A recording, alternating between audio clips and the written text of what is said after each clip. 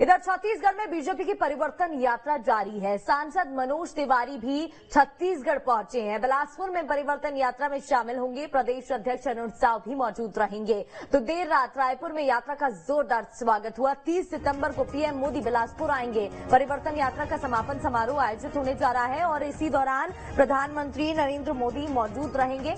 आपको जानकारी दे दें कि परिवर्तन यात्रा का आगाज जब हुआ था तब केंद्रीय गृह मंत्री अमित शाह आने वाले थे, लेकिन मौसम के चलते उनका दौरा कैंसिल हो गया था। लेकिन उसके बावजूद परिवर्तन यात्रा जोरों शोरों से की गई। हमने कुछ तस्वीर भी आपको दिखाई थी जहां जेसीबी से फूल की वर्षा की गई। परिवर्तन यात्रा में तमाम दिग्गज शामिल हुए हैं और अब प्रधानमंत्री नरेंद्र मोदी भी आएंगे। इधर आपको ये भी जानकारी दे दें, सांसद मनोज छत्तीसगढ़ पहुंच चुके हैं। रायपुर पहुंचे थे तो वो तस्वीरें भी आपको दिखाई थी जब उनका वेलकम किया गया। और चलिए इस पर ज्यादा जानकारी लेंगे। हमारे साथ हमारे संवाददाता अंकुश शर्मा लाइव जुड़ गए हैं। अंकुश, परिवर्तन यात्रा जोरों शोरों से निकाली जा रही है। सांसद मनोज तिवारी रायपुर पहुंच चुके थे। फिलहाल क्या अपडेट मिल रहा है? बिलासपुर के लिए रवाना हुए कि नहीं?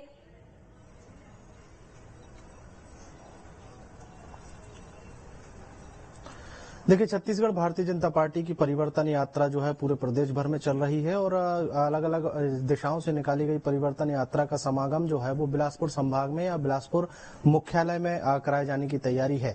आज इसी तैयारी को देखते हुए हमने देखा है कि जो भारतीय जनता पार्टी की तरफ से केंद्रीय नेतृत्व के कई आला मंत्री जो हैं वो पहले भी छत्तीसगढ़ आ चुके हैं। और आज की अगर बात करें तो सांसद मनोज तिवारी छत्तीसगढ़ के दौरे पर हैं। रायपुर एयरपोर्ट पर भारतीय जनता पार्टी के कार्यकर्ताओं ने और पदाधिकारियों ने उनका जोर शोर से स्वागत किया है और स्वागत के बाद मनोज तिवारी जो है बिलासपुर के लिए रवाना हो गए हैं। जो परिवर्तन यात्रा चल रही है इसमें 4 रथ हैं, जिसमें अब नहीं सहीबो बदल के रहीबो का नारा के साथ ये परिवर्तन यात्रा पूरे प्रदेश भर की अलग अलग विधानसभा क्षेत्रों में घूम रही है।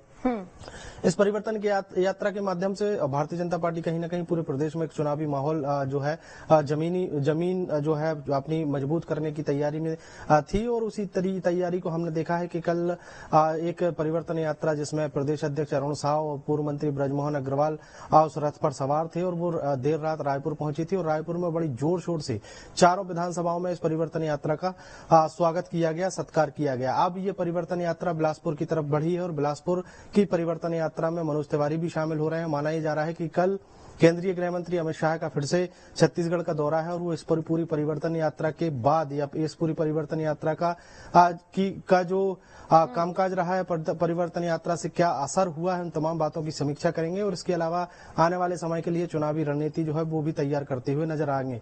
माना जा रहा है कि अब 30 तारीख को परिवर्तन यात्रा का समापन होगा और समापन अवसर पर प्रधानमंत्री नरेंद्र मोदी कहीं न कहीं छत्तीसगढ़ के दौरे पर एक बार फिर से रहेंगे और प्रदेश की जनता को वो संबोधित करते हुए नजर आएंगे। तो कुल मिलाकर देखा जाए तो इस परिवर्तन यात्रा के माध्यम से एक बदलाव की बयार जो है वो चलाने की कोशिश की है बीजेपी ने। उस परिवर्तन यात्रा में जो है बीजेपी कार्यकर्ता काफी उत्साहित नजर आ रहे हैं।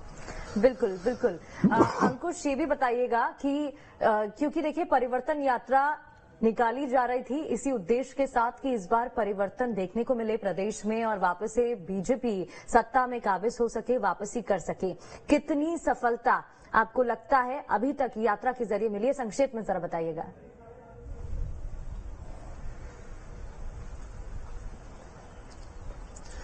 देखिए, सुकमा बस्तर संभाग के सुकमा जिले से परिवर्तन यात्रा की शुरुआत हुई थी और इस परिवर्तन यात्रा का उद्देश्य ही ये था कि सबसे पहले पार्टी के कार्यकर्ताओं को जागरूक किया जाए, उनको उनमें जोश भरने का काम किया जाए और इसकी शुरुआत से ही हमने देखा है कि एक बड़ा माहौल जो बनाने की बीजेपी ने कोशिश की थी वो माहौल बनाने में सफल रही है।